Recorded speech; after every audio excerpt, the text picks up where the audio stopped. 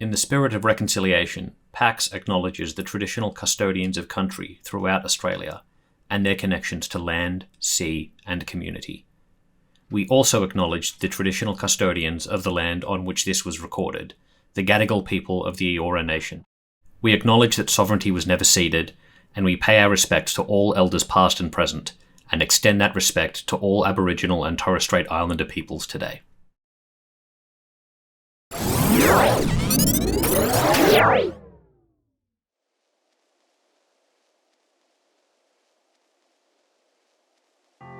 The journey to getting the digital games tax offset announced, and this is a new offset that the government has announced, 30%, and that will start on 1 July 2022.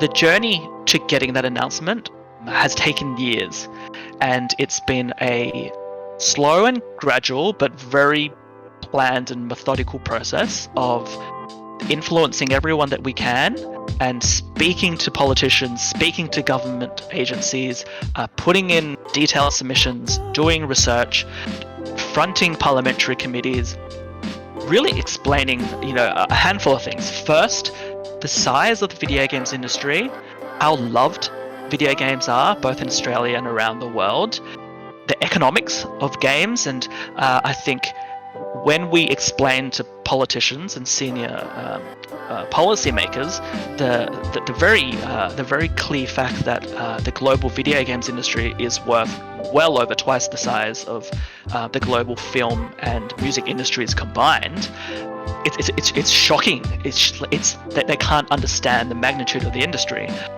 And then we start talking about the skills. We start talking about what an Australian game developer looks like, and how they are creative tech people and often artists as well, and the fact that we're exporting all these amazing games, and every game that we release, that an Australian game development studio releases that finds success globally, that's bringing revenue in, like a lot of export revenue, and that has always been really compelling. And as we talk about these things, and as we've spoken about both the cultural aspects of games in terms of the beauty and the storytelling of games, as well as all of the cold hard economic facts about why video games needs to be supported as an industry of the future, that has been the narrative that has really resonated within Parliament and within government. And we can see the result of that in the digital games tax offset.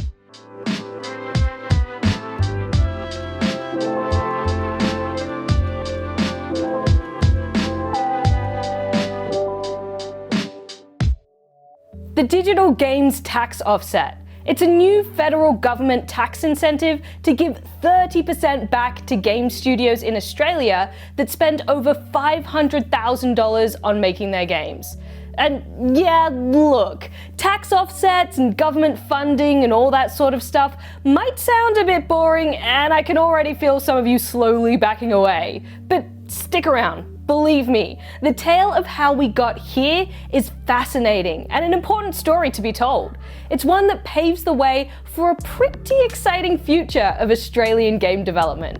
Over the next hour or so, we're going to hear from studios and advocates across Australia's game industry to discover the long journey of going from no funding to a federally backed plan.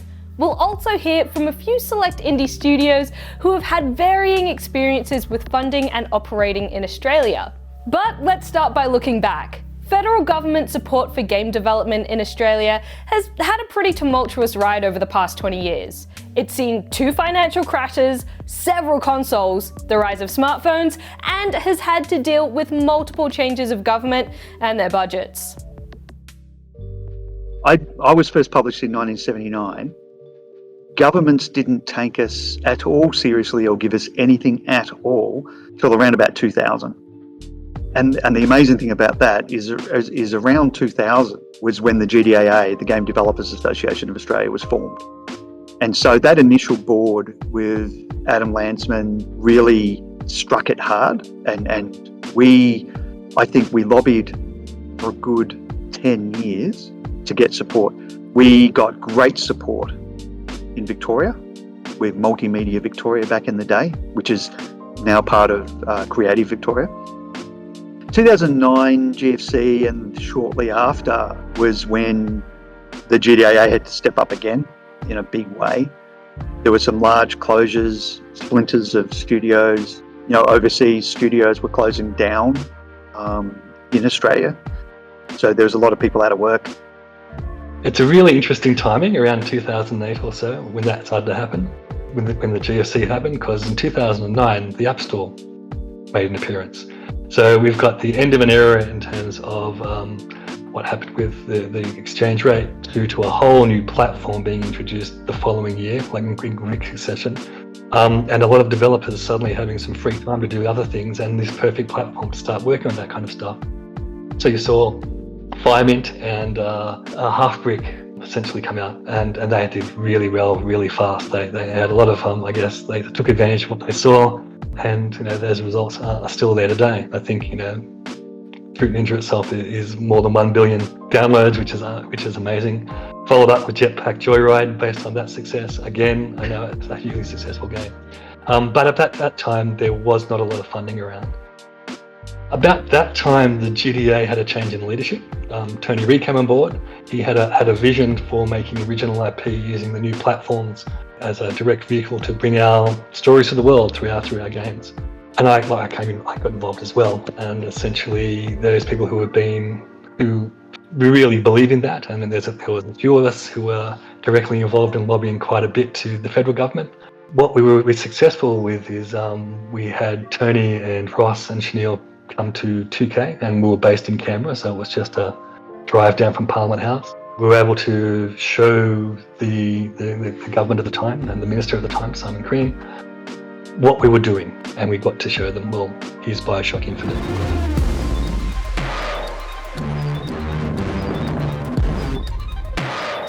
Tear it down. Tear it all down.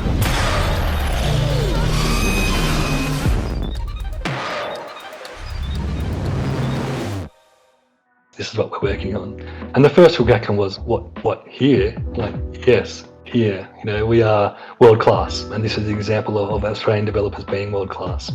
Again, he got it pretty quickly. So at that time, we were looking for a rebate or a tax offset that was similar to the producer's offset, the film producer's offset, which is basically to supporting original IP to being developed. That was a big ask for that time, and I don't think government was ready. But what they were ready to start talking about was what became the Interactive Games Fund, which is a grant-based funding, with the view to, if that was going to be successful, and that was designed to show that games could be self-sustaining. If that was to be successful, then we'd move on to part 2, which would have been a broad-based tax offset. That was in about 2012, and 2012. That was introduced. It was introduced with a $20 million fund for 2 years. That was its initial introduction, and had some fantastic results. League of Geeks, Defiant, SMG, Voxel Agents all were successful in getting that funding, and they've made some great games. Right? We know what League of Geeks has been doing with Armello. SMG has become bigger and bigger. They're making some great stuff today as well. Defiant with Hand of Fate, that's where that came from. And Voxel Agents have done a number of great games since that time. So we showed that it's a successful model. Funding games can see these studios grow, and by and large, they're around today still. Yeah, we have received quite a bit of government funding, actually. It was something that we leveraged from the early days of League of Geeks, first in the form of it was Multimedia Victoria at the time, now Creative Victoria, had trip grants to go overseas. And so we would utilize those. I think they were like $2,000 to $3,000 to go overseas to conferences like GDC. And then that evolved into production grants and marketing grants from Film Victoria. We eventually got some cash from Screen Australia. We've had enterprise grants. It's been actually a pivotal part of our, how we do business, and one of the key reasons for our success to be able to compete on an international scale. Yeah, so SMG was actually a subsidiary of a company that I ran before, which was called Soap Creative, which was started as a digital agency, and that started in 2002. And we just wanted to make flash games at that point. And what happened was we ended up just making a lot of banner ads and digital advertising, social media, and went down that path.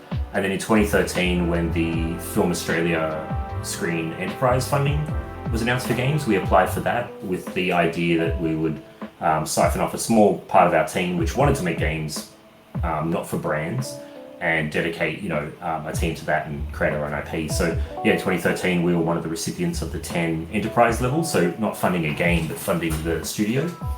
And that gave us the runway to kind of dedicate a small team, and we kind of grew from that. So from that 3-4 people that we founded, we're closing in on 35 people now, plus some freelancers and stuff. So that funding was what gave us that kind of confidence to take away the work for hire work that we were doing in advertising and kind of dedicate ourselves to making our own games.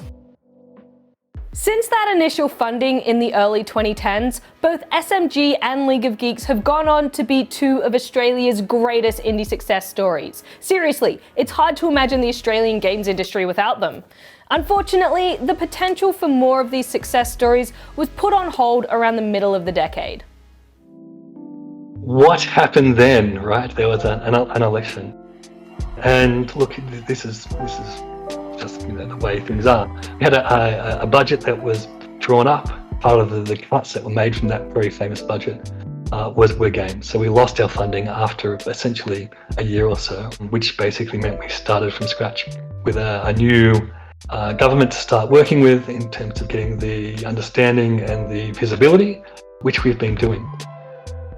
Since that time that it was cut, we've pretty much, I would say, been fighting with one hand tied behind our back in terms of our competitiveness with other nations, because every other Western nation has an offset, has tax relief, and is invested greatly in games for all the right reasons. But what's also happened is that the states have decided, and had decided at that point, okay, we've seen those results. We've seen those results actually have some really great effects for us. So they started developing their own programs. So the Victorian grants program got larger. It got focused internationally. It was all about, look, okay, we can see the growth in our independent studios. How about looking internationally for global studios to start coming? Queensland followed suit, as did South Australia, as did Western Australia for that matter. And so now you have grants programs in a lot of those states. One example of an indie whose career got kickstarted by state funding is Dark Shadow Studios. They've since gone on to create the virtual drone racing esport, Drone Legion.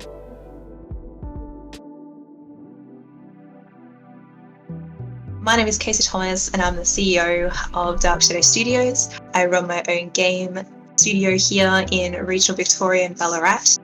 We specialise in building drone racing, customising specific, amazing, incredible parks like Rod Laver Arena and Marvel Stadium, and we also dabble a lot in the esports industry as well.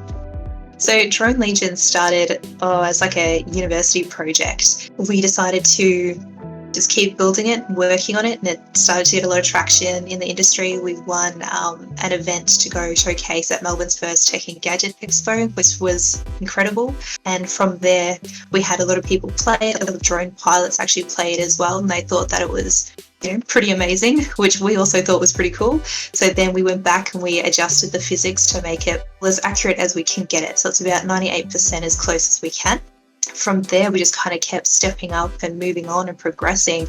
And someone said to us that it was so fun if it was competitive, had we thought about it being an esports game. And at the time, we were just in that mindset of every game developer. We're like, nah, we're young, we're so enthusiastic, we're just going to build it, throw it onto Steam, and that's going to be the end of it. But then, I don't know, things just kind of kept growing and started to take different turns. And so I thought, all right, well, let's push this to an esports market because it is competitive. It's fun. People seem to really enjoy it. And as we started building in Rod Laver Arena and Marvel Stadium, with their permission, of course, we just started to get more and more traction. And then people kept asking, when are we going to upload it? When are we going to play it? Like, when can they basically get their hands on it?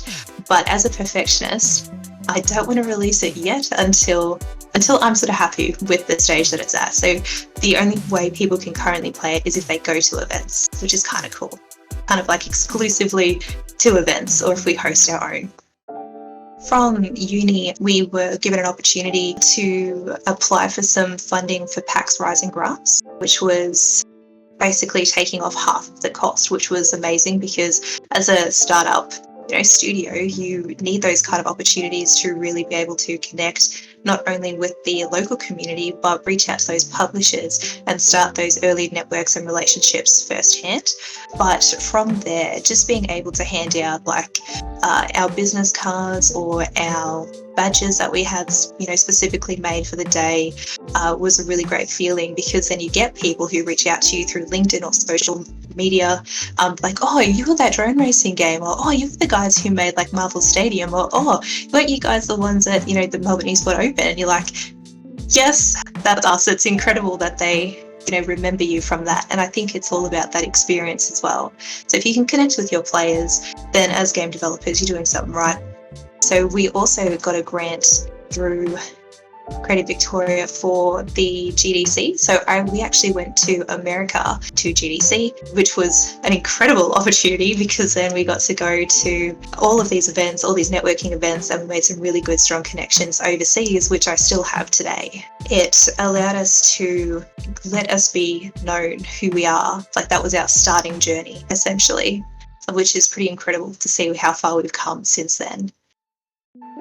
Yeah, been bootstrapping since, and it just takes time, honestly, now. So I still keep going and keep saving, and I'm still able to do a majority of the things that I want to do, which has been great. But if I could hire someone specifically to take care of the grant stuff for me, that would be amazing.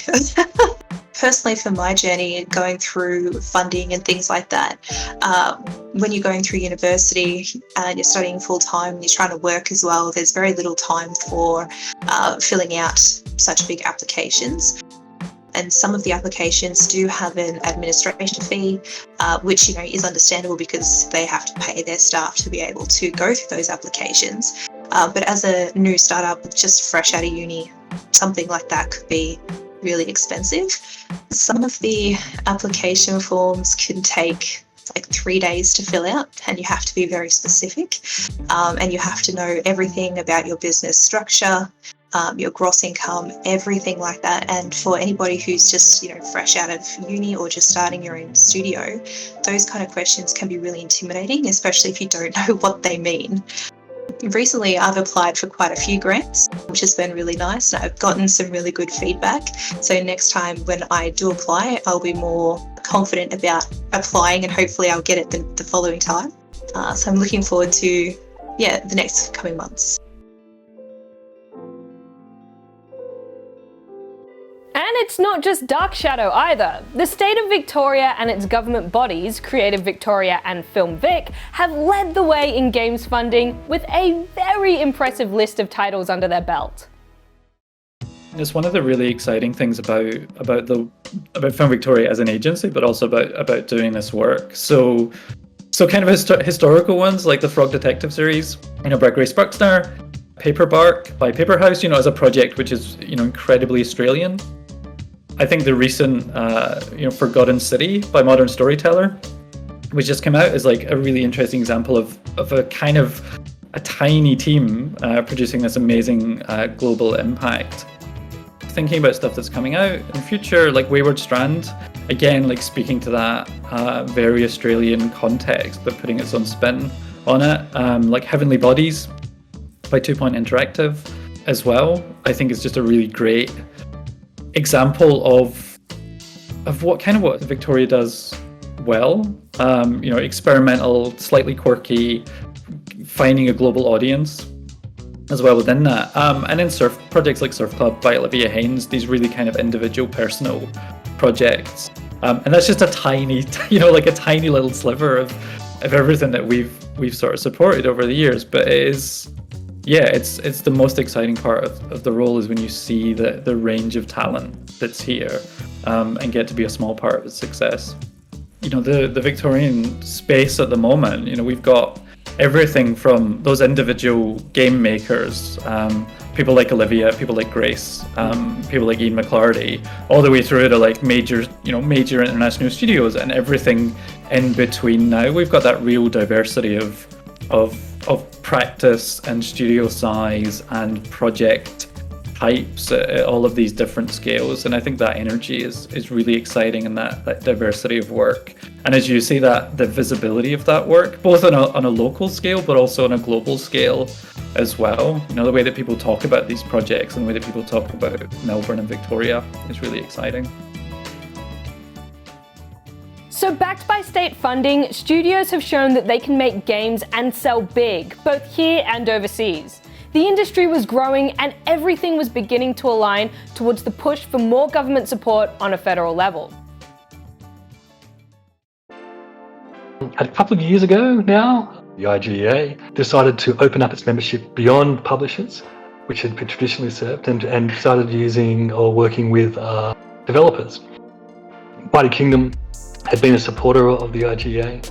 They were looking for a board member to start representing developers. I was that board member.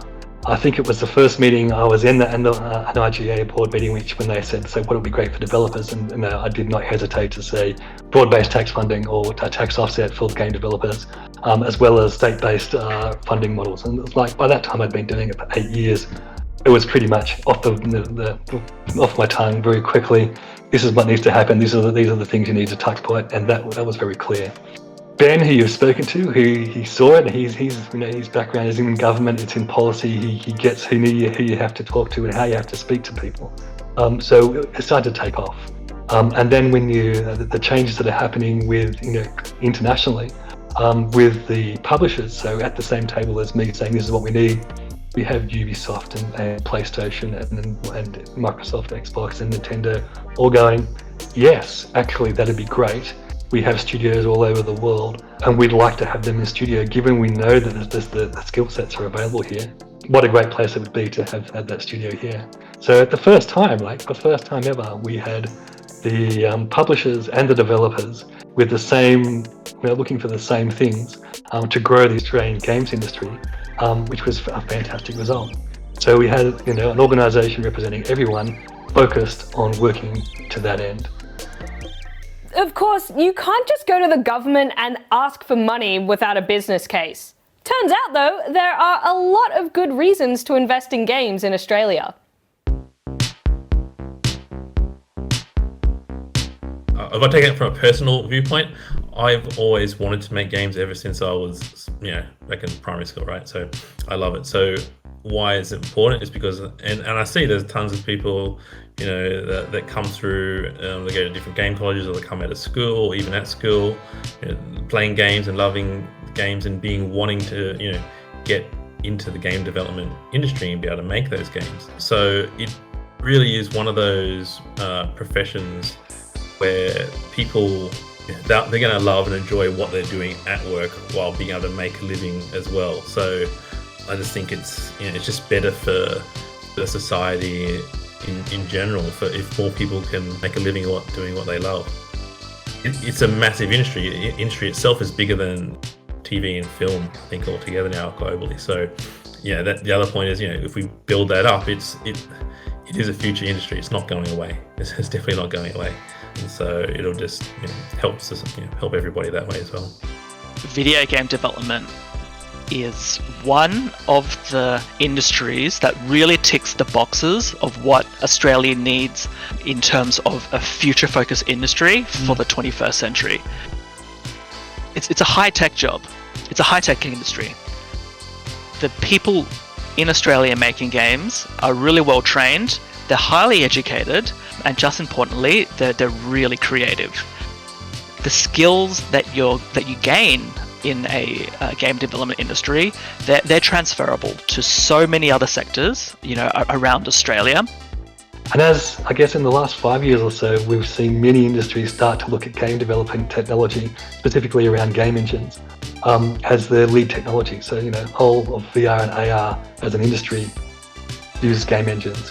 When you start to look at digital twinning or other defense industries that rely on basically the same simulations, they all come from game developers.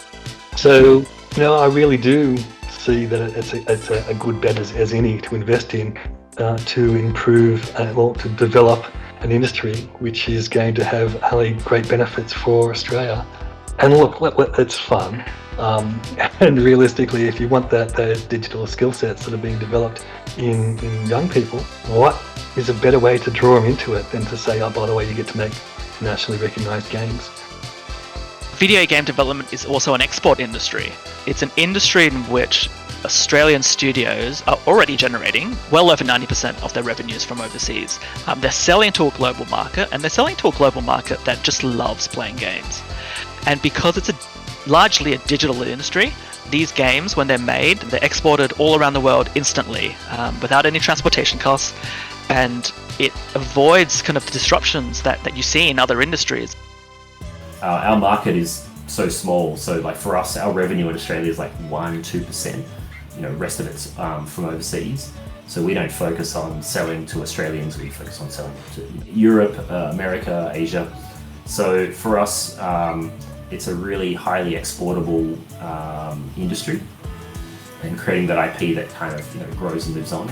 So it's not about mining resources, or it can scale quite well. So in some ways it's kind of environmentally friendly.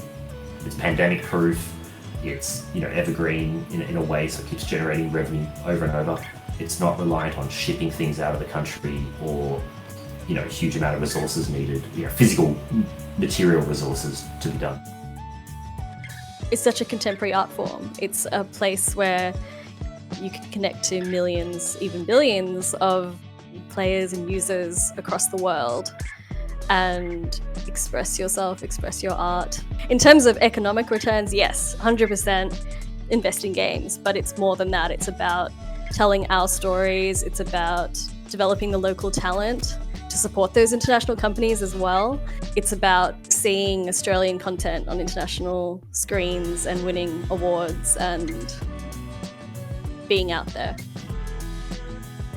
Obviously, the benefit to the economy of having high-skilled tech jobs in Australia and high-skilled creative jobs, but also for our cultural screen identity, so whether it's small independents being funded and helping to further Australia's cultural screen voice, we're seeing really great stuff come out of Australian studios that are really contributing to, Australia's cultural identity, right? I mean, everyone knows about the Goose Game, and there's a distinctly Australian humour in there.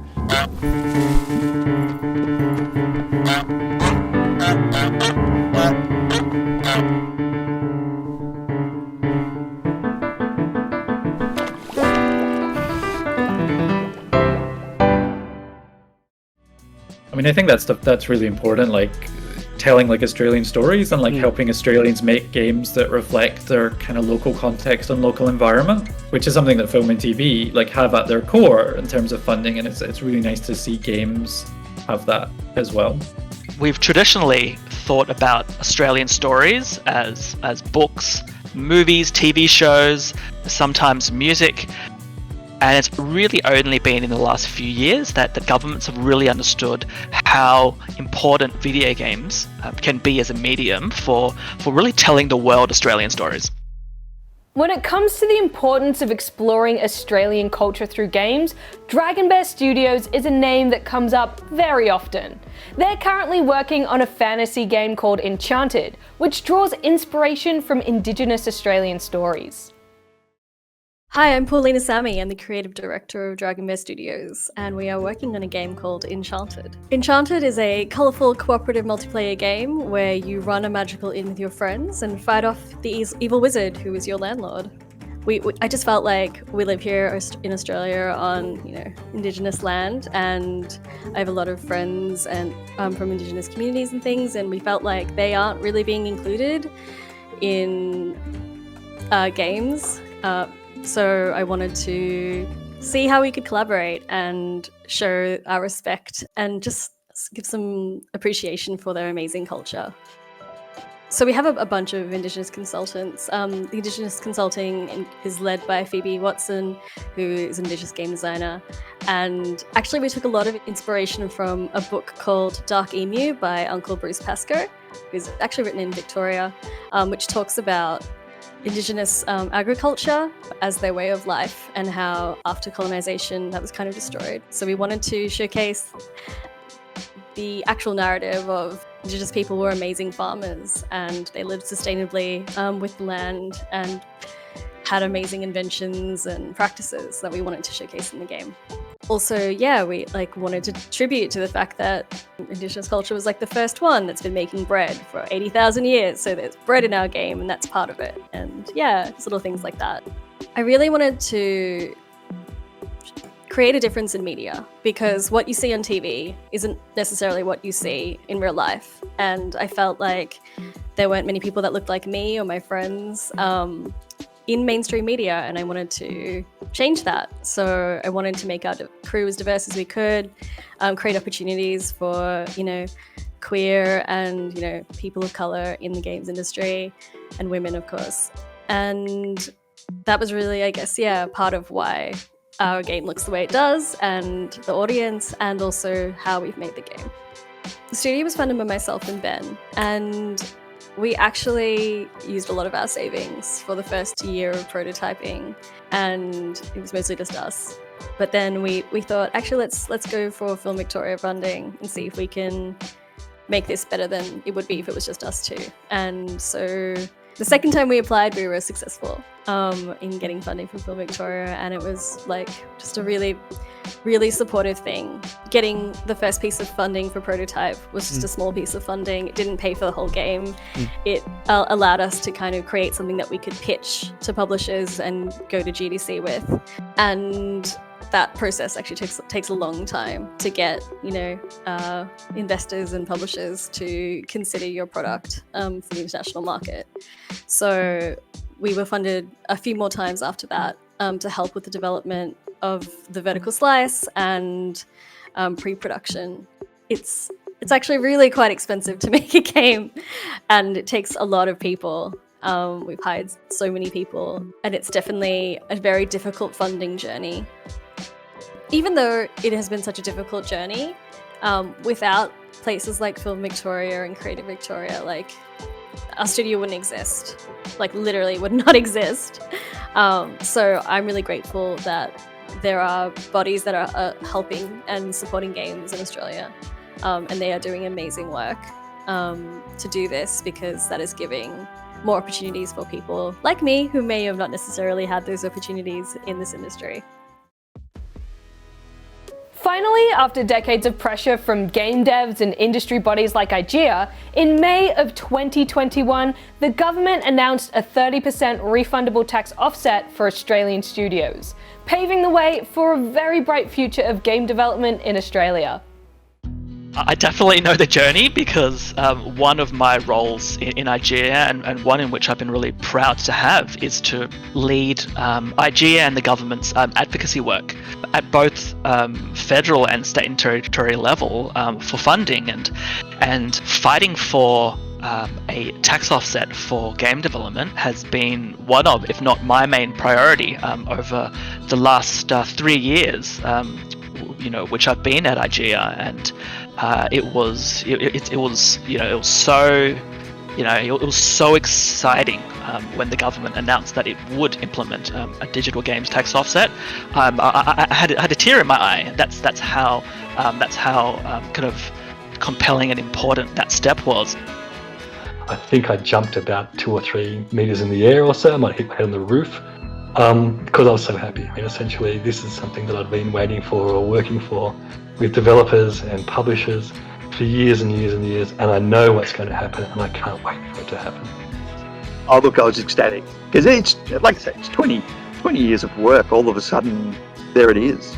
I was ecstatic immediately, but the biggest sensation was actually relief, because fighting so hard to try and get an even playing field, because that's what we're talking about here. We're actually not talking about any more than anyone else has around the planet. We're talking about having an even playing field so that we can compete, so that the next gen can come through and actually make games and learn this craft and make some fantastic stuff. While IG and our sector has played a real big role in advocacy. This happened because there were people within the government who understood and really fought for this internally and fought for this publicly. And we really do have to recognize that the government has really kind of demonstrated a vision to build up this brand new sector, and it's our job as an industry now to repay that vision and work hard to build up what I'm sure will be a really kind of wonderful and vibrant industry for the decades to come. The impact of the DGTO, the Digital Games Tax Offset, that's being rolled in by the federal government it just can't be understated. I mean, you could look at industries like Montreal that had an industry beforehand, but it was not the actual epicenter of the world's game development scene that it sort of is right now, Ubisoft Montreal, Warner Brothers Montreal, EA Montreal, the huge ecosystem that they have from fantastic, phenomenal, small-scale indie games up to literally the largest video game development productions in the world. It's just absolutely huge, and it's because they've had a tax offset for so long, and it's the same style of tax offset that we're getting here. To think about the fact that video games, essentially, one shortcut way to say it is that video games just became 30% cheaper to make in Australia, is not just great for Australian developers who are here, and some of us who've been around for 10, 20, even 30 years or something like that, and the indies that are springing up now, but also for overseas players like Ubisoft, Activision, EA, or other folks who are in the larger scale publishing business or whatever, to then bring their development, their publishing expertise onshore and employ the very highly skilled Australian workforce here at a fraction of the cost of what they might find overseas. And that will help flesh out our ecosystem that will then, it seems scary having these big publishers come to town because, the federal government's saying, hey, 30% tax offset, but actually that's going to trickle down in regards to the skilling up, and people will then start studios. We've seen it in Montreal. It's not a bad thing about it. It's just a wholly fantastic move for the video games industry. It will change the face of game development in Australia. That's one of the things the tax offset actually brings is a career path, because this is one of the issues. You finish school, you put up your own shingle or go work for someone else, and looking forward, it's really tough to see whether there's a real career and a real career path. We now have a career path. We have small studios, we have medium studios, large studios, and so on. What it brings is a complete career path. Especially with suppliers as well. So I think part of that 30% will be suppliers. So composers, voice actors, QA, localization, all those kind of periphery. I say periphery, but they're also very integral to the games. But a lot of the time, studios won't have those in-house. If it's 30% cheaper to do those locally, that will really support that kind of outer ring of suppliers. So I think that's going to be a huge boom as well. There are just so many games that I'm excited about that I think will be released over the next couple of years that are going to explore kind of new Australian kind of landscapes and people. With the incoming government incentives, we are just at the start of what will be a golden era of game development. And that's also going to include AAA studios coming in. And once you have AAA studios coming in with big budgets, budgets like the games that we're talking about, Red Dead and Call of Duty, and you're having these studios being filled with Australian creative game developers and being led by Australians, which they often are, you're then opening the door for AAA games set in Australia. My perspective as a game developer is look, our audience is in Australia, and we know that. We've had to work to where we see our audience. We've been making games for that audience. But it doesn't stop us from telling stories from Australians' perspective. It doesn't stop us from dropping in humour or references that only us as Australians would know and understand and laugh about. You know exactly what people are talking about from Australians' perspective once you hear those things and you only get them as an Australian. So that's I see more of that kind of thinking will start to happen, as well as the amazing creativity and skill set that we have coming out from my developers doing amazing award-winning things which they've done for years. Now having, I guess, the support from state and federal governments to do more of it at larger scale with more people, and that's just going to be pretty exciting. The effects won't take place immediately. I think we'll probably see, if I was a gambling man, I'd say we'll probably see some of the big publishers double down. I mean, it wasn't long after that EA announced the Frostbite team here, or that Activision are, hiring up in a big way for Sledgehammer in Melbourne. We might see Ubisoft come on shore. We might see other things happen like that in the short term. We'll see studios in Australia raise their ambitions, lift their ambitions. We know that we are going to, because it creates a more secure environment that de-risks a lot of development. 30%, let's say. But it will take time. It will take 5 or 10 years for these things to really work their way into the ecosystem. An example is Sledgehammer, say they put 100 more jobs up because of the 30% tax offset. In 3 to 5 years, those people, people only spend about 3 to 5 years on average at a workplace. So where are they going to go? They're going to go to other Australian studios. They're going to, some may go overseas, but others are going to start their own studios here. And we will see that very symbiotic relationship happen all the way through the chains of the ecosystem, from the smaller developers all the way up to the larger scale developers. And it will just be a much more healthy, a much more sustainable ecosystem. And also, the longer we wait, the more chances that people have to have successful games. And when you give back 30% of, the applicable funds that people can get returned from the tax offset that they've spent on development, that makes rolling the dice, because making video games is always, to a degree, rolling the dice on whether it's going to be successful or not. That gives us a 30% better chance, or decreases the risk profile. So we'll see more success in Australia commercially, creatively, and it will just create a stronger foundation for building a more sustainable future here for creative development in Australia. Many game development studios and publishers from around the world have now turned their eyes towards Australia as a home to set up shop. One example is Colombian indie developer Cocodrillo Dog, who, in the midst of a pandemic and lockdowns across Australia, has moved to Melbourne to take advantage of its legendary development scene.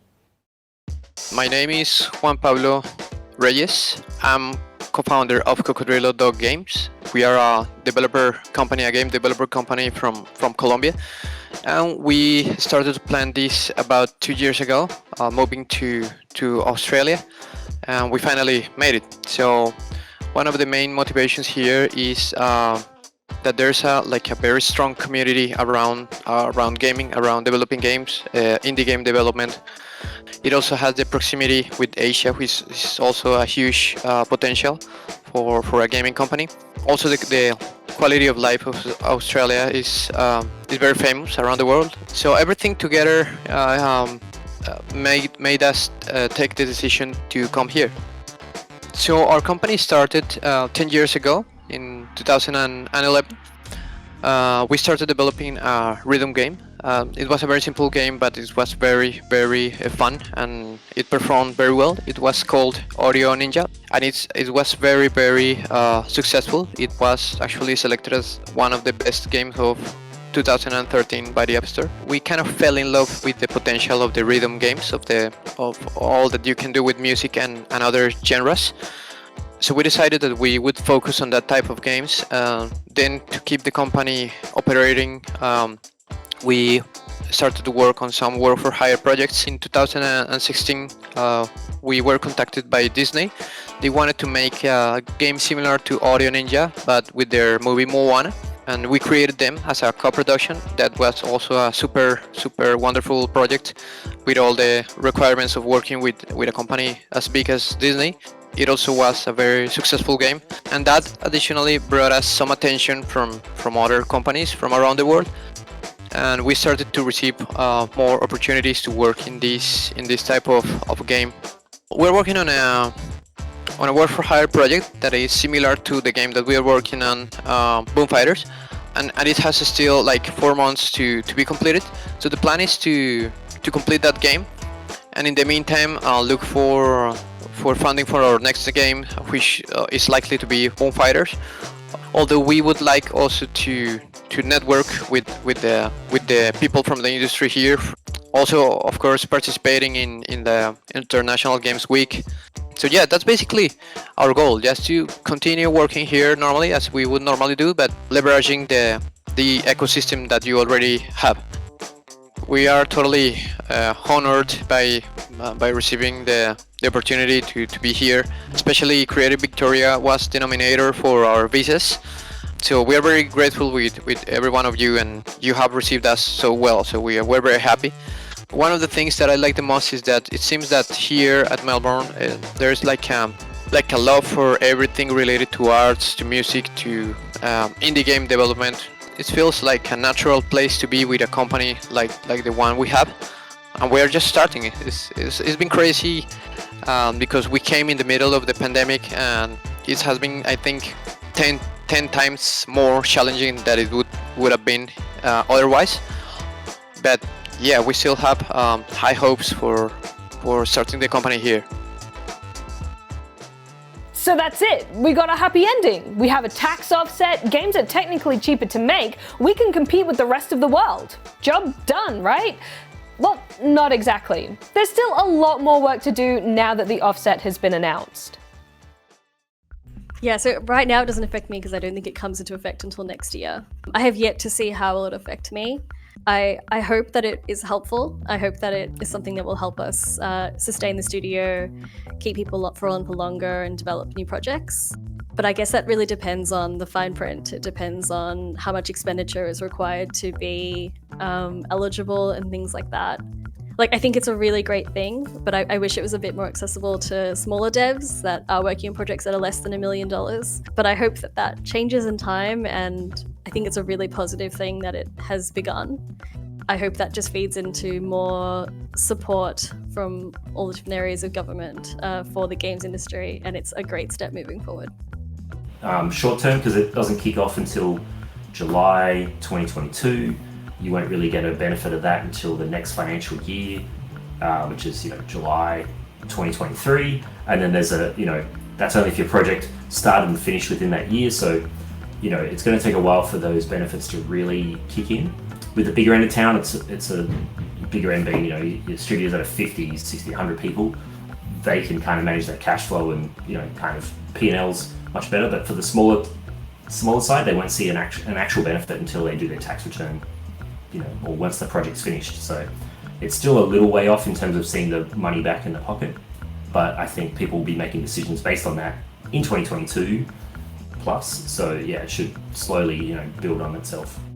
And I think it's also about identifying the kind of the collective nature of it, because the tax offset exists within a certain kind of income threshold or spend threshold, that there are some studios and there are some projects that won't meet that. And so being aware of how you fund projects at different scales that have different kind of outcomes but are so necessary for the sustainability of the sector overall. The tax offset is still being developed in terms of what the fine print looks like. I think there's widespread agreement on what we'd like as game developers. The tax office might have other ideas. I think we'll find a happy medium between what's possible and what's doable. Look, this is the first implementation of a digital games tax offset. I expected a few teething problems. I'm realistic about that. I think we'll work with government to ensure that it gets better over time, as long as we get the results. And I'm absolutely sure we'll get the results. I've seen what you can do. I speak to the publishers fairly regularly.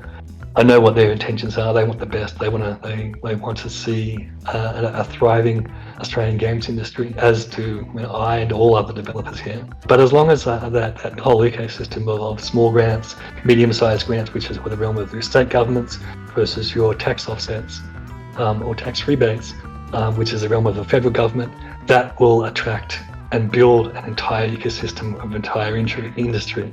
And that's the exciting part. And I think as we see the returns come from that investment from governments, is we're going to have a lot of great games. There are other things in which we're kind of advocating for as well. So we know that the digital games tax offset will certainly benefit many in our industry, but just because of the way it's designed, it may not be accessible to everyone, and that's why we're continuing to fight for a screen fund, a Screen Australia administered fund, similar to the one that we used to have around 6 or 7 years ago, and that fund in particular would be of tremendous support to indie developers and emerging studios. In addition to that, we're always continue our advocacy at the state and territory level as well. So many states currently support game development through funds, and over the last few years, so many studios that are really thriving today owe a lot of their successes to the support that's been given by state and territory governments, and Victoria in particular has been a champion of the industry. And so we'll continue to work with the states and territories to make sure that we can help build up our sectors in the various parts of Australia, as well as the states and territories which don't currently fund games or only provide kind of a minor level of support. We'll continue to advocate for more funding. If we've learnt anything over the last hour or so, funding doesn't appear without lobbying for it. The cool thing is, you can help the Australian games industry make more games even if you aren't a dev. If this doco has ignited a fire in you to demand more funding in Australia, here's what you can do. Basically get involved as much as you possibly can. For my own story, I didn't know how to get involved. Found out how to get involved. I've been relentless ever since now I've been involved. One of the best things you can do is become a member of IGEA. That's the lobbying organisation that's doing so much of the heavy lifting across all these organisations, whether, they're talking to state governments in Queensland or WA, or the federal government in getting this DGTO across the line. Our members often give us stories, and particularly success stories, of games that they've made that have found success. And those stories are the ones that we use in a lot of our advocacy, because ultimately governments, when they see stories, when they see games, find out that games that have been made in their kind of jurisdiction have been exported to 60 countries, or they've got 500,000 players, or they've generated X revenue, or they've hired 15 people in their last year to make this game. These are the things which get the interest of government and really fuel their desire to support an industry that will grow. Any kind of game developer or someone interested in games who wants to get involved in advocacy, reach out to me, reach out to IGEA. We support our members and our members support us, but ultimately we want the entire industry to succeed. Over many years we've had to say, we're a real industry.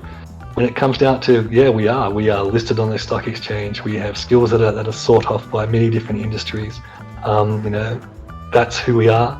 Take us seriously. You'll reap the benefits with us, and that's what's been seen. I think I've been having one chat with government, and they were like, "Don't tell us about the economics because you've won that argument, right? Now it's just about showing us that you can do it, that the jobs are there." That you are world class, and we absolutely know we can do that. So should be easy, right?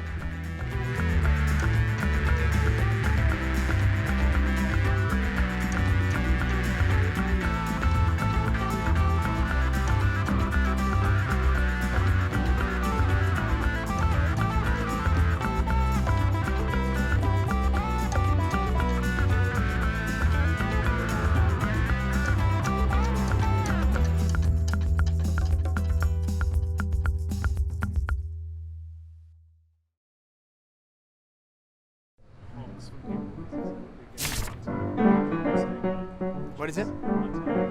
All right. Right. Can you give us your best honk for us? Honk. Oh. Honk. Honk.